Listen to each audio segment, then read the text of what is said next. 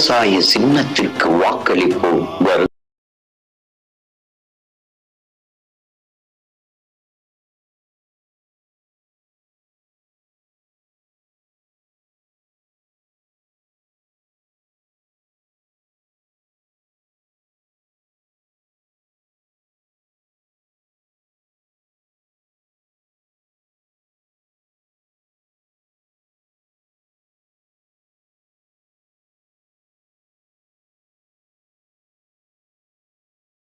நாம் தமிழர் கட்சியின் வேட்பாளர்கள் அல்ல, இந்நாட்டு மக்களின் உங்களின் வேட்பாளர்கள், தமிழர்களுக்கான வேட்பாளர். யாரோடும் கூட்டில்லாமல் 5வது முறையும் களத்திலே தனித்து மக்களை நம்பி மக்களுக்காக நிற்கிற ஒரு அரசியல் பேரியக்கம்.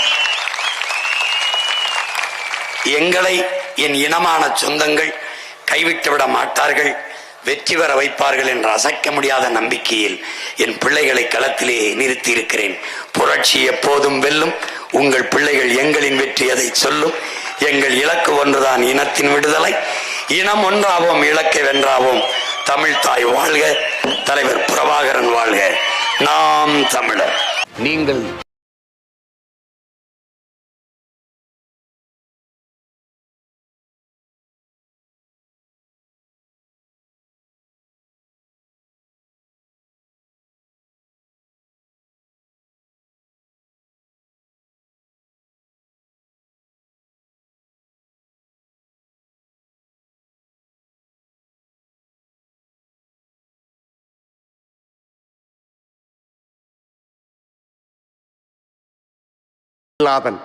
தஞ்சாவூர் மாவட்டம் பூதலூர் ஒன்றியம் பாளையப்பட்டி தெற்கு ஊராட்சியை சேர்ந்த கூனம்பட்டியில் தமிழ் திரு ஜெயமணி அம்மாள், தெய்வ திரு துரைராஜ் ஆகியோருக்கு பிறந்த 12 பிள்ளைகளில் 9வது மகனாக 1981 ஜனவரி 17ஆம் நாள் பிறந்தார். ஏழ்மையான குடும்பத்தில் பிறந்ததால் உழைத்தே பிழைக்க வேண்டும் என்கிற நிலையில் உடன் பிறந்த அனைவருமே வறுமையால் கல்வியை தொடர முடியாமல் போகவே அந்த குடும்பத்தில் பள்ளிக்கு சென்ற ஒரே மகனாக செந்தில்நாதன் வளர்ந்தார். 1ஆம் வகுப்பு முதல் 12ஆம் வகுப்பு வரையில் செங்கிப்பட்டியில் உள்ள அரசு பள்ளியில் பயின்றார். கணித பிரிவில் பயின்ற இவர் முதல் பொது தேர்வில் பள்ளியிலேயே முதல் மதிப்பெண் பெற்றார். அதனைத் தொடர்ந்து பொறியியலோ மருத்துவமோ படிப்பதற்கான வசதி இல்லாமையால், குடும்ப வறுமை அதற்கு இடம் கொடுக்காமையால் தஞ்சாவூர் சரபோஜி கல்லூரியில் வேதியியல் பிரிவில் தனது இளங்கலை படிப்பை தொடர்ந்தார். தானே சம்பாதித்து படிக்க வேண்டிய நிலையில் 2001ஆம் ஆண்டு நடந்த இளங்கலை கல்லூரி தேர்வில் முதல்நிலை மற்றும் தனி சிறப்பு என்கிற நிலையில் வெற்றி பெற்றார். முதுகலை கல்வியை தொடர்வதற்கு குடும்ப சூழல் இடம் கொடுக்கவில்லை என்பதால் பகுதி நேர வேலை செய்து கொண்டு கணிப்பொறி பயன்பாட்டு பட்டய படிப்பை ஜமால் முகமது கல்லூரியில் ஓராண்டு பயிற்சியாக மேற்கொண்டார். 2002ஆம் ஆண்டு முதுகலை வேதியியல் படிப்பை தூய வளவனார் கல்லூரியில் தொடர்ந்தார். 2004ஆம் ஆண்டு முதுகலை பட்டத்தை தனி சிறப்புடன் பெற்ற இவர் சம்பாதித்தே ஆக வேண்டும் என்கிற கட்டாய நிலையில் மருந்து தயாரிப்பு நிறுவனம் ஒன்றில் இளம் ஆய்வாளராக பணிக்கு சேர்ந்தார். இவர் முதுகலையை படித்து முடிக்கும் வரை வீட்டில் மின்சார இணைப்போ தொலைக்காட்சியோ இல்லை என்பது குறிப்பிடத்தக்கது. பணிக்கு சேர்ந்த 1 மாதத்திற்குள் மேல் படிப்பு படிக்க வேண்டும் என்ற தீராத பெருங்கனவால் பணியை துறந்துவிட்டு வீடு வந்தார். அதன் பிறகு வருமானத்திற்கு ஏற்ற அளவில் தனது கல்லூரி படிப்பை தொடர முயன்றார். புதுக்கோட்டை மாமன்னர் அரசு கல்லூரியில் கௌரவ விரிவுரையாளராக சேர்ந்து கொண்டு பகுதி நேர முனைவர் பட்ட ஆய்வினை பாரதிதாசன் பல்கலைக்கழகத்தில் தொடர்ந்தார். கல்லூரியில் வேலை பார்த்து கொண்டே மத்திய அரசின் ஆய்வுத்துறைக்கான தேர்வை எழுதி வெற்றி பெற்று மாதந்தோறும் கிடைத்த உதவித்தொகையை கொண்டு முழுநேர ஆய்வு பணியை பாரதிதாசன் பல்கலைக்கழகத்தில் தொடர்ந்து செய்தார். 2005ஆம் ஆண்டில் ஆய்வு படிப்பை தொடங்கிய இவர் 2009இல் முடிக்க வேண்டிய நிலையில் ஈழத்தில் நிகழ்ந்த இனப்படுகொலை காலகட்டத்தில் போராட்டங்கள் மற்றும் ஆர்ப்பாட்டங்களில் பங்கு பெற்று தொடர்ச்சியாக இயங்கியதால் 2010ஆம் ஆண்டு அக்டோபர் மாதத்தில் தனது ஆய்வு பட்டத்தை நிறைவு செய்தார். 2008ஆம் ஆண்டில் ஆஸ்திரேலிய நாட்டின் சிட்னி நகரில் நடந்த கணக்கீட்டு மற்றும் ஆற்றல் வேதியியலில் தலைசிறந்த ஆய்வாளர்கள் கூடிய பன்னாட்டு கருத்தரங்கில் WATOC 2008 என்கிற கருத்தரங்கில் இந்திய ஒன்றிய அரசின் உதவித்தொகையோடு சேர்ந்து ஆய்வு கட்டுரையை சமர்ப்பித்தார். 2010ஆம் ஆண்டில் ஆய்வு பட்டத்தை முடிக்கும் போது குவாண்டம் மெக்கானிக்ஸ் பிரிவில் சர்வதேச அரங்கில் 7 கட்டுரைகளை சமர்ப்பித்து முடித்திருந்தார். இதனால் இவர் ஆய்வு பட்டத்தை முடித்திருந்த அந்த ஆண்டிலேயே ஐரோப்பிய யூனியனால் வழங்கப்படுகின்ற மிக சிறந்த ஆய்வு பரிசான மேரி கியூரி ஆய்வு விருதினை பிரான்ஸ் நாட்டின் சார்பாகவும் சுவிட்சர்லாந்து நாட்டின் சார்பாக சுவிஸ் பெடரல் கமிஷன் ஆய்வு பரிமாற்ற விருதையும் பெற்றிருந்தார். இதற்கிடையில் 2009ஆம் ஆண்டு நடந்த இந்திய நாடாளுமன்ற தேர்தல் பரப்புரை சமயத்தில் தமிழ் ஈழத்திலே இனப்படுகொலை செய்து முடிப்பதற்கு துணை நின்ற காங்கிரசுக்கு எதிரான பரப்புரையில் தஞ்சாவூர் சிவகங்கை பூங்காவில் நடந்த பரப்புரையின் போது செந்தமிழன் சீமான் அவர்களை சந்தித்து அன்றிலிருந்து அரசியலாக அவரை பின்தொடர்ந்து வருகிறார். தான் வெளிநாட்டில் ஆய்வு முதுமுனைவர் படித்துக் கொண்டிருக்கும் போது இனப்படுகொலைக்கு எதிரான ஜெனீவா பேரணியில் கலந்து கொண்டு நாம் தமிழர் கட்சியின் சார்பாக ஐநா மன்றத்தில் மனு கொடுத்தார். 2012ஆம் ஆண்டு ஜனவரி 8ஆம் நாள் செந்தமிழன் சீமான் அவர்களின் தலைமையில் இவருக்கு திருமணம் நடந்தது. 15 மாதங்கள் ஆய்வு பணி முடிந்த பிறகு 15 மாதங்கள் அவர் செய்த ஆய்வின் பயனாக சர்வதேச ஆய்வரங்கில் 10 ஆய்வு கட்டுரைகளை சமர்ப்பித்தார்.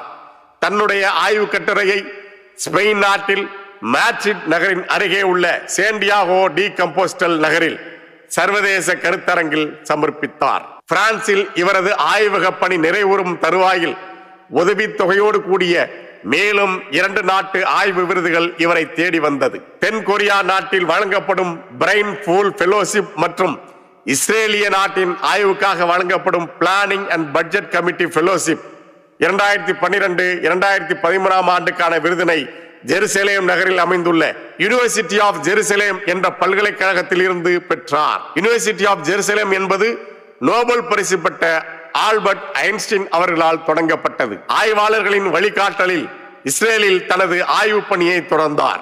இந்த சமயத்தில் இஸ்ரேலின் வைஸ்மேன் இன்ஸ்டிடியூட்டில் பேராசிரியராக பணிபுரியும் 2009இல் நோபல் பரிசு பெற்ற அடையி யோனாத் எனும் ஆய்வாளரை சந்தித்து ஆய்வு கருத்துக்களை பரிமாறிக்கொள்ளும் வாய்ப்பு செந்தில்நாதனுக்கு கிடைத்தது.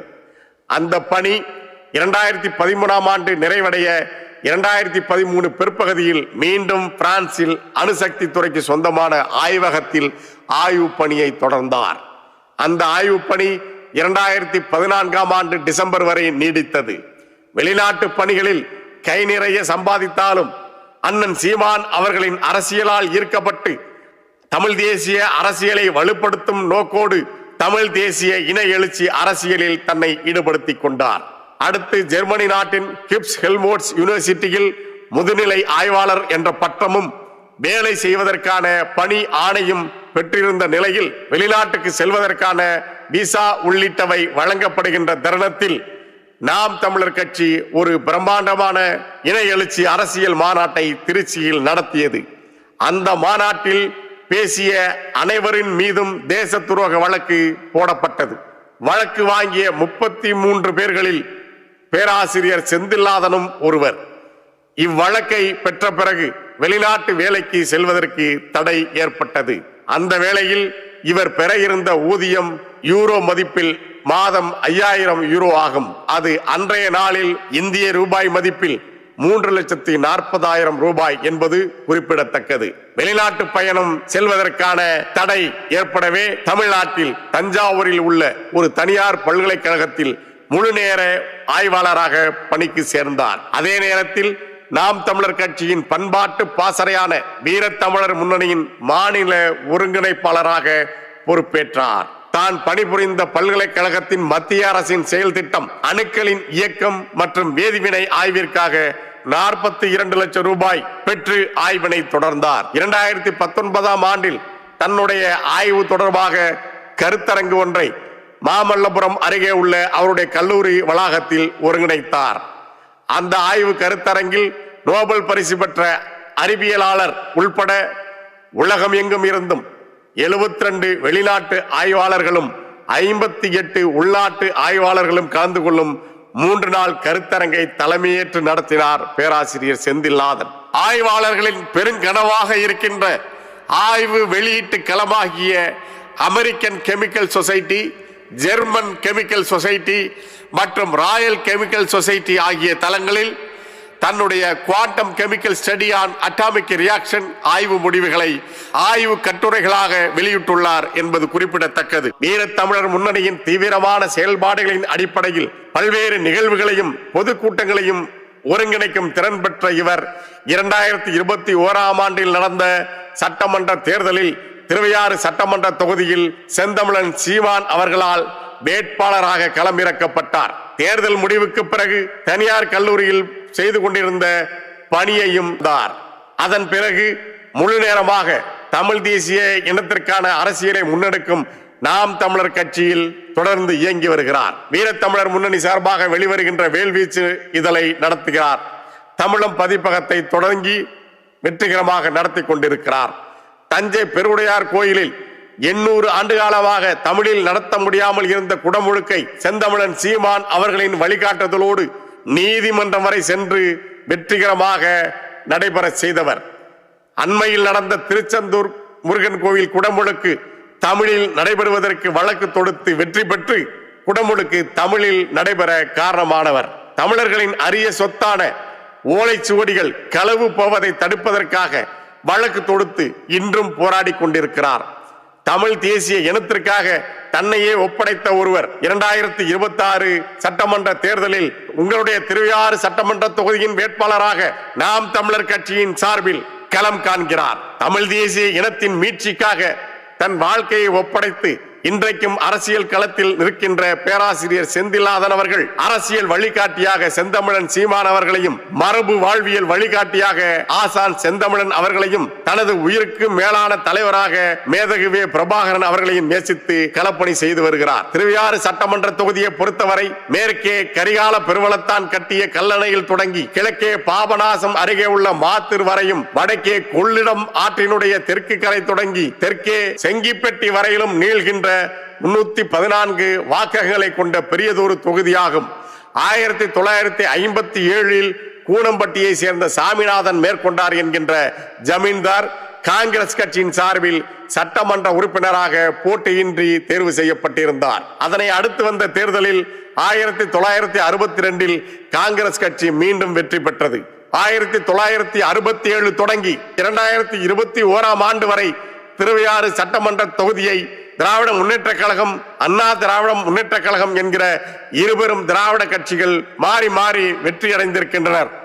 திருவையாறு தொகுதியை பொறுத்தவரை மிக முதன்மையாக தொழிலாக 90 விழுக்காடு நெல் சாகுபடியும் காவிரி கரையினுடைய படுகை பகுதிகளில் கரும்பு, வாழை மற்றும் வெற்றிலை சாகுபடியும் மிகுதியாக நடைபெறும் தொகுதியாகும். கல்லணையில் வந்து சேருகின்ற காவிரி அதன் பிறகு கொள்ளிடம், வெண்ணாறு, வெட்டாறு, குடமுருட்டி என்கிற 5 ஆறுகளாக பிரிந்து திருவையாறு என்கின்ற புகழ்மிக்க பெயரை சூட்டிக்கொண்டு இந்த தொகுதியின் நிலம் முழுமைக்கும் வளமானது ஆக்கி செல்கின்றது.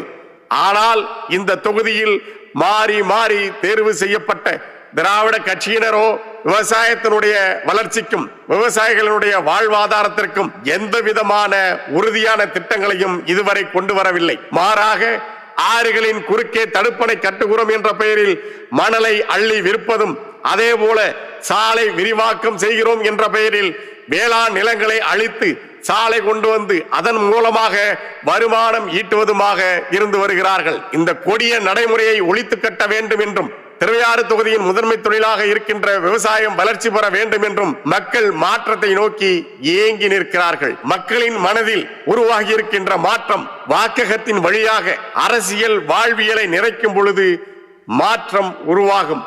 திருவையாறு தொகுதியின் மக்களினுடைய மாற்றத்திற்கான கட்சியாக நாம் தமிழர் கட்சி தொடர்ந்து களமாடி வருகிறது.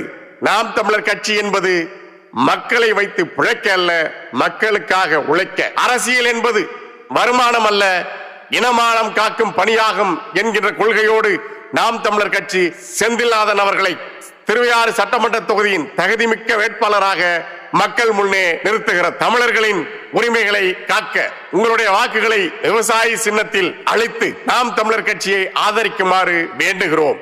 இலக்கு ஒன்றுதான், இனத்தின் விடுதலை. தமிழ் தாய் வாழ்க, தலைவர் பிரபாகரன் வாழ்க, நாம் தமிழர்.